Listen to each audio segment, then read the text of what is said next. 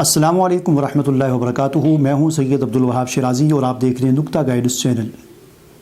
नाज़रीन, आज की इस वीडियो में आपको भी हाल ही में मेरी एक मुकम्मल होने वाली छोटी सी एक किताब है, उसके बारे में थोड़ा सा बताऊंगा।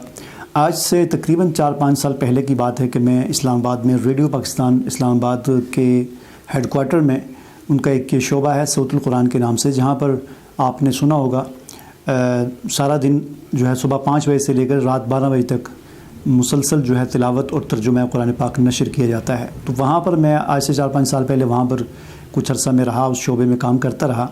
और वहाँ पर जो मेरी ज़िम्मेदारी थी वो ये थी कि जब एक सपारे की तिलावत मुकम्मल होती थी तो फिर दूसरा सपारा शुरू होने से पहले उसका जो है वो अगले सपारे का जो भी सुनाया जाएगा उसका खुलासा और तारफ़ जो है वो पेश करना होता था। तो वहाँ पर मैं वो पेश किया करता था।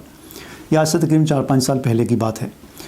तो उसके लिए फिर ज़ाहिर है वो जो खुलासा बयान करना है तो वो उसके लिए तैयारी करनी पड़ती थी।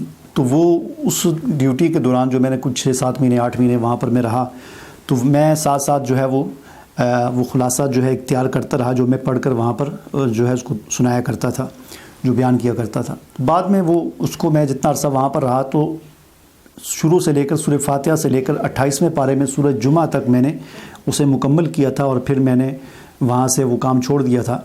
तो जब जो ही मैंने काम छोड़ दिया फिर मेरी कोई और मसरूफ़ियत होगी तो वो खुलासे का काम वहीं पर सूरह जुमा पर रुक गया।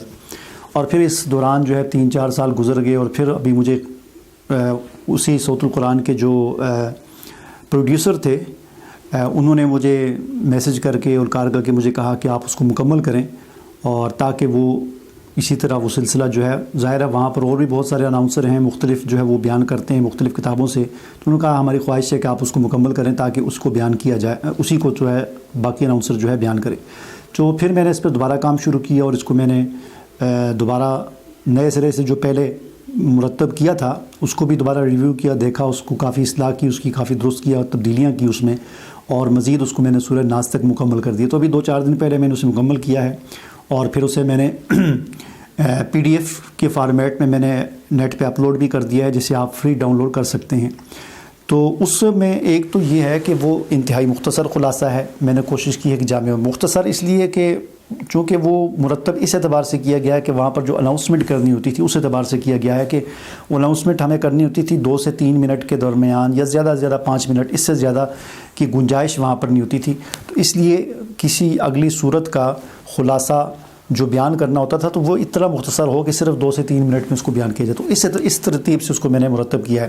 तो मैंने कोशिश की उसको बहुत जामे बनाने की कि जब कोई आदमी उसको पढ़े तो पूरी सूरत का खुलासा इंतहाई जामियत के साथ उसके जहन में आ जाए और असल जो मज़मून है और दुआ जो है वो सामने आ जाए। ठीक है जी।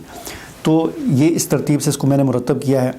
और इसमें ख़ास बात मैंने ये रखी है कि हर सूरत की मैंने खुलासे में एक ख़ास बात लिखी है कि इस सूरत की ख़ास बात क्या है। वो ख़ास बातें ज़ाहिर है मुख्तलिफ़ हो सकती हैं, हर कारी या हर मुताला करने वाले के और तदब्बर और गौर करने वाले के एतबार से वो ख़ास बातें मुख्तलिफ़ हो सकती हैं।